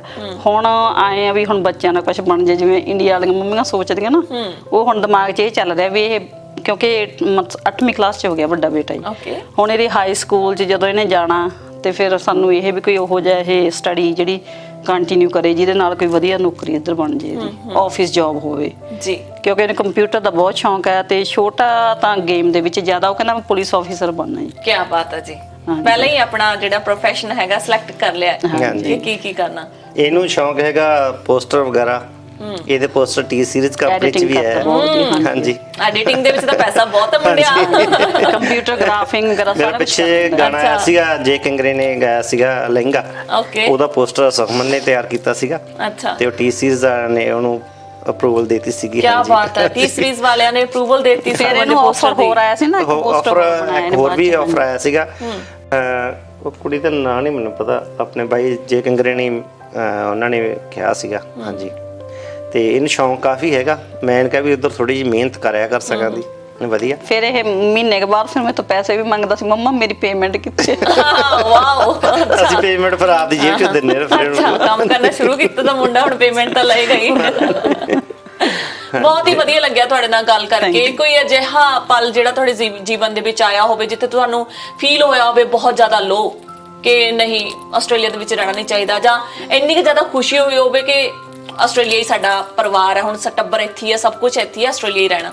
ਹਾਂਜੀ, ਜਿਹੜਾ ਸਭ ਤੋਂ ਜਦੋਂ ਦਿਲ ਛੱਡਿਆ, ਵੈਸੇ ਦਿਲ ਛੱਡਿਆ ਉਦਾਂ ਮਹਿਸੂਸ ਕਰਦਾ ਸੀਗਾ ਜਦੋਂ ਮੈਂ ਮਕਾਏ ਸੀਗਾ ਨਾ, ਤੇ ਅਸੀਂ ਦੇ ਇੱਥੇ ਬ੍ਰਿਸਬੇਨ ਸੀ, ਬੱਚੇ ਇੰਡੀਆ ਸੀ ਹੈ ਨਾ, ਉਦੋਂ ਨਾਲੇ ਦਾ ਆਪਦਾ ਕੰਮ ਕਰਨਾ, ਨਾਲੇ ਵੀ ਕਹਿਣਾ ਵੀ ਰੱਬਾ ਵੀ ਆਹ ਵੀ ਦਿਨ ਵੀ ਦਿਖਾਉਣੇ ਸੀਗੇ ਵੀ ਸਵੇਰ ਤੋਂ ਲੈ ਕੇ ਸ਼ਾਮ ਤੱਕ, ਨਾਲੇ ਹਨਾ ਆਪੇ ਕੰਮ ਕਰੋ ਹਨਾ, ਖਾਣਾ ਬਣਾਓ, ਫਿਰ ਬੱਚਿਆਂ ਵੱਲ ਧਿਆਨ ਵੀ ਖੌਰੇ ਪਤਾ ਨਹੀਂ ਕਦੋਂ ਪੱਕੇ ਹੋਵਾਂਗੇ ਹਨਾ, ਨਾਲੇ ਕੰਮ ਕਰੀਏ ਨਾਲੇ ਅੱਖਾਂ 'ਚੋਂ ਹੰਝੂ ਡਿੱਗੀ ਜਾਣੇ ਹਨਾ।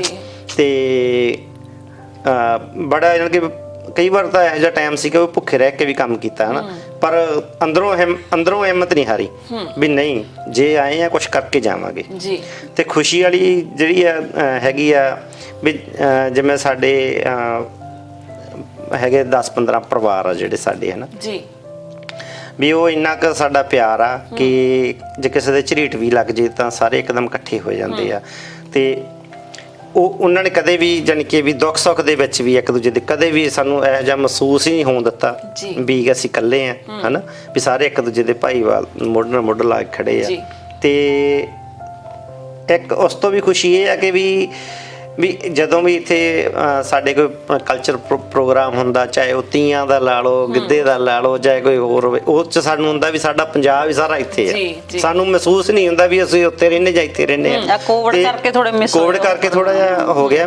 ਬਾਕੀ ਪੰਜਾਬੀ ਭਾਈਚਾਰੇ ਦੀ ਜਿਹੜੀ ਸਾਂਝ ਆ ਇੱਥੇ ਬ੍ਰਿਸਬੇਨ ਦੀ ਬਹੁਤ ਵਧੀਆ ਵਾ, ਸਾਰੇ ਵਧਾਈ ਦੇ ਪਾਤਰ ਆ, ਸਾਰੇ ਰਲ ਮਿਲ ਕੇ ਰਹਿੰਦੇ ਆ, ਜਿਉਂਦੇ ਵਸਦੇ ਰਹਿਣ। ਹਾਂਜੀ, ਬਹੁਤ ਹੀ ਵਧੀਆ ਜੀ। ਕਿਉਂਕਿ ਜਦੋਂ ਤੁਹਾਡੇ ਮਨ ਨੂੰ ਤਸੱਲੀ ਹੋ ਜਾਂਦੀ ਆ ਤਾਂ ਉਹਦੇ ਵਰਗੀ ਕੋਈ ਚੀਜ਼ ਨਹੀਂ ਹੁੰਦੀ। ਤੇ ਤੁਸੀਂ ਕਿਵੇਂ ਦਾ ਮਹਿਸੂਸ ਕਰਦੇ ਹੋ, ਕਿਉਂਕਿ ਤੁਸੀਂ ਕਾਫੀ ਇਮੋਸ਼ਨਲ ਲੱਗਦੇ ਹੋ ਮੈਨੂੰ, ਤੁਸੀਂ Song ਗਾਉਂਦੇ ਹੋਏ ਵੀ ਇਮੋਸ਼ਨਲ ਹੋ ਗਏ ਸੀ, ਮਿਸ ਕਰਦੇ ਹੋ ਆਪਣੇ ਪਰਿਵਾਰ ਨੂੰ ਪਿੱਛੇ? ਹਾਂਜੀ। ਤੇ ਹੁਣ ਇਸ ਸਮੇਂ ਕੀ ਸੋਚਦੇ ਹੋ? ਇੰਡੀਆ ਕਿਉਂਕਿ ਕੋਵਿਡ ਕਰਕੇ ਵੈਸੇ ਹੀ ਬਾਰਡਰ ਬੰਦ ਹੋਏ ਨੇ, ਪਰ ਇੱਕ ਨਵੰਬਰ ਤੋਂ ਬਾਰਡਰ ਖੁੱਲਣ ਜਾ ਰਹੇ ਨੇ ਆਪਣੇ। ਹਾਂਜੀ ਹਾਂਜੀ, ਸੋ ਤੁਸੀਂ ਜਾ ਸਕੋਗੇ। ਅਸੀਂ ਉਦੋਂ ਪਹਿਲਾਂ ਟੀਕੇ ਲਵਾ ਲਏ। ਠੀਕ ਹੈ, ਅਸੀਂ ਦੋਨੋਂ ਲਵਾ ਲਏ ਜੀ। ਸਾਰਿਆਂ ਨੂੰ ਇਹੀ ਆ ਸੰਦੇਸ਼ ਵੀ ਸਾਰੇ ਇੰਜੈਕਸ਼ਨ ਲਵਾਓ ਕੋਵਿਡ ਵਾਲੇ, ਕਿਉਂਕਿ ਉਦੋਂ ਬਿਨਾਂ ਟਰੈਵਲ ਨਹੀਂ ਕਰ ਸਕਦੇ ਤੁਸੀਂ ਜੇ ਇੰਡੀਆ ਜਾਣਾ ਚਾਹੁੰਦੇ ਹੋ। ਸੰਧੂ ਸਾਹਿਬ ਟਾਈਮ ਇਜਾਜ਼ਤ ਨਹੀਂ ਦਿੰਦਾ, ਪਰ ਜਾਂਦੇ ਜਾਂਦੇ ਮੈਂ ਤੁਹਾਨੂੰ ਇੱਕ ਹੋਰ ਕੁਐਸਚਨ ਪੁੱਛਣਾ ਚਾਹੁੰਦੀ ਹਾਂ, ਕਿਉਂਕਿ ਤੁਸੀਂ ਲਿਖਾਰੀ ਵੀ ਹੋ ਤੇ Song ਵੀ ਗਾਉਂਦੇ, ਕੋਈ ਹੋਰ ਅੱਗੇ ਬੁੱਕ ਵਗੈਰਾ ਰਿਲੀਜ਼ ਕਰਵਾਉਣ ਦਾ ਜਾਂ Song ਹੋਰ ਕਿੰਨੇ ਲਿਖੇ ਨੇ ਤੁਸੀਂ? ਹਾਂਜੀ, ਮੇਰੀਆਂ 2 ਕਿਤਾਬਾਂ ਜਾਣੀ ਕਿ ਬੱਚਿਆਂ ਤੇ ਤਿਆਰ ਹੋ ਗਈਆਂ। ਹਾਂਜੀ, ਹੋਰ ਹੋਈਆਂ ਵੀ ਆ। ਬਾਕੀ ਇੱਕ ਮੇਰੀ ਗੀਤਾਂ ਵਾਲੀ ਵੀ ਹੈਗੀ, ਪਰ ਉਹਨਾਂ ਮੈਂ ਸਭ ਤੋਂ ਪਹਿਲ ਦਊਂਗਾ ਬੱਚਿਆਂ ਦੀ, ਕਿਉਂਕਿ ਬੱਚੇ ਸਾਡੇ ਆਉਣ ਵਾਲੀ ਜਨਰੇਸ਼ਨ ਜਿਹੜੀ ਆ ਹਾਂਜੀ ਇਹ ਕੁਝ ਸਿੱਖਣਗੇ ਤਾਂ ਗਾਂ ਵੱਡੀਆਂ ਕਿਤਾਬਾਂ ਵੀ ਪੜ੍ਹਨੀਆਂ ਸ਼ੁਰੂ ਕਰਨਗੇ ਹਨਾ। ਤੇ ਇੱਕ ਹੋਰ ਖੁਸ਼ੀ ਸਾਂਝੀ ਕਰਨਾ ਕਿ ਹਰਜੀਤ ਦੀ ਵੀ ਇੱਕ ਬੱਚਿਆਂ ਦੀ ਕਿਤਾਬ ਵੈਰੀ ਨਾਈਸ। ਵੀ ਬੜੀ ਜਲਦੀ ਆ ਰਹੀ ਆ। ਚਲੋ ਵਧਾਈਆਂ ਜੀ ਬਹੁਤ ਹਾਂਜੀ, ਬਹੁਤ ਥੈਂਕ ਯੂ। ਤੁਹਾਨੂੰ। ਮੈਂ ਸੋਚਿਆ ਤਾਏ ਦੀ ਧੀ ਚੱਲੀ, ਮੈਂ ਕਿਹਾ ਕਿ ਇਕੱਲੀ ਇਹਨਾਂ ਨੇ ਕਿਤਾਬ ਕੱਢਤੀ, ਅਸੀਂ ਵੀ ਪਿੱਛੇ ਬਿਲਕੁਲ, ਕਿਉਂ ਪਿੱਛੇ ਰਹਿਣਾ ਜੀ। ਕਿਉਂਕਿ ਜੇ ਲਿਖਣਾ ਬੱਚਿਆਂ ਵਾਸਤੇ ਬਹੁਤ ਘੱਟ ਸਾਹਿਤ ਲਿਖਿਆ ਗਿਆ ਤੇ ਸਾਡਾ ਮੁੱਢਲਾ ਫਰਜ਼ ਆ ਕਿ ਅਸੀਂ ਬੱਚਿਆਂ ਵਾਸਤੇ ਵੱਧ ਤੋਂ ਵੱਧ ਲਿਖੀਏ। ਜੀ, ਹਾਂਜੀ ਜੀ। ਤੇ ਮੈਂ ਹੱਥ ਬੰਨ੍ਹ ਕੇ ਬੇਨਤੀ ਕਰਦਾ ਜਿੰਨੇ ਵੀ, ਚਾਹੇ ਉਹ ਕੈਨੇਡਾ, ਅਮਰੀਕਾ, ਫੋਰਨ ਕੰਟਰੀ, ਜਿੱਥੇ ਪੰਜਾਬੀ ਰਹਿੰਦੇ ਆ, ਵੀ ਆਪਣੇ ਬੱਚਿਆਂ ਨੂੰ ਪੰਜਾਬੀ ਨਾਲ ਜ਼ਰੂਰ ਜੋੜੋ, ਆਪਣੀਆਂ ਜੜ੍ਹਾਂ ਨਾਲ ਜ਼ਰੂਰ ਜੋੜੋ। ਠੀਕ ਹੈ ਨਾ, ਕਮਾਈ ਤਾਂ ਕਰਦੇ ਹੀ ਰਹਿਣਾ, ਵਿੱਚੋਂ ਥੋੜਾ ਬਹੁਤਾ ਟਾਈਮ ਦੇ ਕੇ ਬੱਚਿਆਂ ਨੂੰ ਪੰਜਾਬੀ ਜ਼ਰੂਰ ਸਿਖਾਓ। ਜੇ ਤਾਂ ਨਹੀਂ ਜੋ ਵੀ ਸਿਖਾ ਭਵਿੱਖ ਸਕਦੇ ਜਿਹੜਾ ਨਾ, ਉਹ ਤੇ ਭਵਿੱਖ ਕੰਪਿਊਟਰ ਤੇ- ਵਧੀਆ ਹੋ ਕੰਪਿਊਟਰ ਜਿਹੜੀਆਂ ਡਿਵਾਈਸਸ ਆ ਉਹਨਾਂ ਤੇ ਵੀ ਪੰਜਾਬੀ ਦਾ ਆ ਗਿਆ। ਉਹਦੇ ਵਿੱਚ ਉਹ ਕਿਵੇਂ ਊੜਾ ਬੋਲਣਾ, ਕਿਵੇਂ ਆੜਾ ਬੋਲਣਾ। ਜੇ ਮੂਲੋਂ ਹੀ ਜ਼ਿਆਦਾ ਬਿਜ਼ੀ ਲਾਈਫ ਹੈ, ਕੋਈ ਨਹੀਂ ਕਿਸੇ ਨੂੰ ਬੱਚੇ ਨੂੰ ਭੇਜ ਸਕਦਾ ਕਿਸੇ ਵੀ ਸਕੂਲ ਦੇ ਵਿੱਚ, ਉਹ ਘਰ ਉਹਨਾਂ ਨੂੰ ਲੈਪਟਾਪ ਤੇ ਜਿਵੇਂ ਗੇਮ ਖੇਡਦੇ ਆ, ਉਹ ਚੀਜ਼ ਉਹਨਾਂ ਨੂੰ ਓਪਨ ਕਰਕੇ ਦੇਣ ਤਾਂ ਉਹ ਬੱਚੇ ਉੱਥੋਂ ਸਿੱਖ ਸਕਦੇ ਆ। ਹਾਂਜੀ। ਜੇ ਕੋਈ ਹੈ ਹੀ ਨਹੀਂ ਉਹਨਾਂ ਕੋਲ। ਇੱਕ ਜਿਹੜੀ ਖਾਸ ਗੱਲ, ਮੈਂ ਇੱਕ ਆਰਟੀਕਲ ਵੀ ਲਿਖਿਆ ਸੀਗਾ ਵੀ ਇੱਕ ਰਾਈਟਰ, ਮੈਂ ਤਾਂ ਸਿੱਖ ਹੀ ਰਿਹਾ ਹਜੇ, ਹੈ ਨਾ, ਵੀ ਹੋਰ ਰਾਈਟਰ ਬਹੁਤ ਵਧੀਆ ਹਨ, ਸਾਰੇ ਸਤਿਕਾਰਯੋਗ ਆ, ਪਰ ਰਾਈਟਰ ਨੂੰ ਉਦੋਂ ਵੱਧ ਖੁਸ਼ੀ ਹੁੰਦੀ ਆ ਜਦੋਂ ਉਹਦੀਆਂ ਲਿਖਤਾਂ ਉਹਦੇ ਬੱਚੇ ਪੜ੍ਹਦੇ ਆ ਜੀ। ਤੇ ਜੇ ਖੁਦ ਹੀ ਰਾਈਟਰ ਦੀਆਂ ਲਿਖੀਆਂ ਬੱਚੇ ਨਹੀਂ ਪੜ੍ਹਦੇ ਤਾਂ ਮਤਲਬ ਕਿਤੇ ਨਾ ਕਿਤੇ ਅਸੀਂ ਕਮਜ਼ੋਰ। ਜੀ ਜੀ ਜੀ। ਨਹੀਂ, ਇਹ ਤੁਸੀਂ ਫਾਊਂਡੇਸ਼ਨ ਬਹੁਤ ਵਧੀਆ ਤਿਆਰ ਕੀਤੀ, ਕਿਉਂਕਿ ਤੁਸੀਂ ਵਧਾਈ ਦੇ ਪਾਤਰ ਹੋ ਜੀ ਇਸ ਗੱਲ ਲਈ ਨਾ। ਤੁਹਾਨੂੰ ਬਹੁਤ ਬਹੁਤ ਵਧਾਈਆਂ, ਕਿਉਂਕਿ ਤੁਸੀਂ ਆਪਣੇ ਬੱਚਿਆਂ ਨੂੰ ਪੰਜਾਬੀ ਸਿਖਾਉਂਦੇ ਹੋ। ਕਿਉਂਕਿ ਮੈਂ ਜਿੰਨਾ ਵੀ ਦੇਖਿਆ ਜੀ, ਆਪਣੇ ਬਾਹਰਲੇ ਮੁਲਕਾਂ ਦੇ ਵਿੱਚ ਨਹੀਂ ਸਿੱਖ ਪਾਉਂਦੇ ਬੱਚੇ। ਬਹੁਤ ਹੀ ਤੁਹਾਡੇ ਵਰਗੇ ਡੈਡੀਕੇਟਡ ਜਿਹੜੇ ਪਰਿਵਾਰ ਹੈਗੇ ਨੇ, ਆਪਣੇ ਬੱਚਿਆਂ ਨੂੰ ਚੰਡਦੇ ਨੇ ਕਿ ਪੰਜਾਬੀ ਦੇ ਨਾਲ ਜੋੜਨਾ ਹੀ ਜੋੜਨਾ, ਉਹ ਬਹੁਤ ਹੀ ਜ਼ਿਆਦਾ ਤੁਸੀਂ ਵਧਾਈ ਦੇ ਪਾਤਰ ਹੋ। ਮੈਂ ਜਾਂਦੀ ਜਾਂਦੀ ਪੁੱਛਦੀ ਹੁੰਦੀ ਆ ਜੀ, ਜੇ ਕੋਈ ਸੰਦੇਸ਼ ਦੇਣਾ ਚਾਹੋ ਤੁਸੀਂ ਆਪਣੇ ਦਰਸ਼ਕਾਂ ਨੂੰ। ਬਸ ਰਲ ਮਿਲ ਕੇ ਰਹੋ, ਇਹ ਜ਼ਿੰਦਗੀ 4 ਦਿਨਾਂ ਦਾ ਮੇਲਾ ਹੈ ਨਾ, ਇਹਨੂੰ ਹੰਢਾਓ, ਜ਼ਿੰਦਗੀ ਜਿਉਣ ਦਾ ਵੱਲ ਆਪ ਵੀ ਹੰਢਾਓ ਤੇ ਦੂਜਿਆਂ ਨੂੰ ਵੀ ਜਾਣ ਕੇ ਵੀ ਮੌਕਾ ਦਿਓ ਵੀ ਜ਼ਿੰਦਗੀ ਜੀਓ, ਹੱਸੋ ਖੇਡੋ, ਨੱਚੋ ਟੱਪੋ, ਹਨਾ। ਨਫ਼ਰਤਾਂ ਕੀ ਹੈ? ਨਫ਼ਰਤ ਤਾਂ ਇੱਕ ਕੋਵਿਡ ਨਾਲ ਵੀ ਭੈੜੀ ਬਿਮਾਰੀ ਹੈ, ਹਨਾ। ਨਫ਼ਰਤ, ਈਰਖ ਜਿਹੜੀ ਹੈ ਨਾ, ਇਹਨੂੰ ਜਿਹੜੇ ਮਨ ਚੋਂ ਮੈਲ ਕੱਢ ਕੇ ਇਨਸਾਨ ਨੂੰ ਇਨਸਾਨ ਸਮਝੋ ਤੇ ਬਸ ਜਿੰਦਾਬਾਦ ਰਹੋ। ਜੀ ਹਾਂਜੀ। ਹਰਜੀਤ ਜੀ, ਤੁਸੀਂ ਕੋਈ ਸੰਦੇਸ਼ ਦੇਣਾ ਚਾਹੋਗੇ? ਬਸ ਜੀ, ਮੇਰਾ ਤਾਂ ਇਹੀ ਸੰਦੇਸ਼ ਹੈ ਜੀ ਕਿ ਕੋਵਿਡ ਤੋਂ ਬਚ ਕੇ ਰਹੋ, ਸੇਫ ਰਹੋ ਤੇ ਕੋਵਿਡ ਡੋਜ਼ ਜਿਹੜੀਆਂ ਉਹ ਲਗਵਾਓ, ਤੇ ਬੱਚਿਆਂ ਨੂੰ ਜੋ ਮਤਲਬ 14 ਸਾਲ ਤੋਂ ਉੱਪਰ, 12 ਸਾਲ ਤੋਂ ਉੱਪਰ ਦੇ ਸ਼ਾਇਦ, ਹਾਂਜੀ 12 ਸਾਲ ਤੋਂ ਉੱਪਰ ਜੇ ਬੱਚੇ ਹੈਗੇ ਆ ਤੁਹਾਡੇ, ਤਾਂ ਉਹਨਾਂ ਦੇ ਵੀ ਮਤਲਬ ਕੋਵਿਡ ਡੋਜ਼ ਲਵਾਓ ਜ਼ਰੂਰ। ਕਿਉਂਕਿ ਜੇ ਇੰਡੀਆ ਜਾਣਾ ਆਪਾਂ ਤਾਂ ਫਿਰ ਆਪਾਂ ਨੂੰ ਸਾਰਿਆਂ ਨੂੰ ਸਰਟੀਫਿਕੇਟ ਹੱਥ 'ਚ ਹੋਣੇ ਜ਼ਰੂਰੀ ਹੈ, ਤੇ ਨਹੀਂ ਤਾਂ ਫਿਰ ਐਂ ਵਿਛੜੇ ਰਹਿ ਜਾਾਂਗੇ ਹੋਰ ਟਾਈਮ ਲਈ, ਹਨਾ। ਥੈਂਕ ਯੂ ਸੋ ਮਚ ਜੀ, ਬਹੁਤ ਬਹੁਤ ਧੰਨਵਾਦ ਤੁਹਾਡਾ ਵੀ ਬੱਚਿਓ, ਬਹੁਤ ਬਹੁਤ ਧੰਨਵਾਦ, ਬਹੁਤ ਖੁਸ਼ੀ ਹੋਈ ਤੁਹਾਨੂੰ ਮਿਲ ਕੇ। ਇੰਡੋਜ਼ ਪੰਜਾਬੀ ਟੀਵੀ ਦਾ ਵੀ, ਸਾਰੀ ਟੀਮ ਦਾ ਵੀ ਬਹੁਤ ਬਹੁਤ ਧੰਨਵਾਦ, ਜਿਨ੍ਹਾਂ ਨੇ ਸਾਨੂੰ ਇੰਨਾ ਪਿਆਰ ਸਤਿਕਾਰ ਦਿੱਤਾ। ਜਿਉਂਦੇ ਰਹੋ, ਵਸਦੇ ਰਹੋ। ਧੰਨਵਾਦ। ਸੋ ਦਰਸ਼ਕੋ, ਬਿਲਕੁਲ ਜਿਵੇਂ ਕਿ ਹਰਜੀਤ ਸੰਧੂ ਤੇ ਸੁਰਜੀਤ ਸੰਧੂ ਜੀ ਨੇ ਸਾਨੂੰ ਸੰਦੇਸ਼ ਦਿੱਤਾ ਕਿ 2.5 ਦਿਨ ਦੀ ਜ਼ਿੰਦਗਾਨੀ, ਮੇਲਾ 2 ਕੜੀਆਂ, ਸਾਨੂੰ ਸਾਰਿਆਂ ਨੂੰ ਰਲ ਮਿਲ ਕੇ ਰਹਿਣਾ ਚਾਹੀਦਾ। ਆਪਸ ਦੇ ਵਿੱਚ ਜਿਹੜੀ ਰੰਜਿਸ਼ਾਂ ਨੇ, ਈਰਖਾ, ਉਹਨੂੰ ਕੱਢ ਦੇਣਾ ਚਾਹੀਦਾ ਆਪਣੇ ਮਨਾਂ ਦੇ ਵਿੱਚੋਂ। ਸੋ ਦਰਸ਼ਕੋ, ਇਜਾਜ਼ਤ ਲੈਂਦੇ ਹਾਂ ਜੀ ਤੁਹਾਡੇ ਤੋਂ, ਮਿਲਦੇ ਹਾਂ ਬਹੁਤ ਛੇਤੀ, ਰੱਬ ਰਾਖਾ।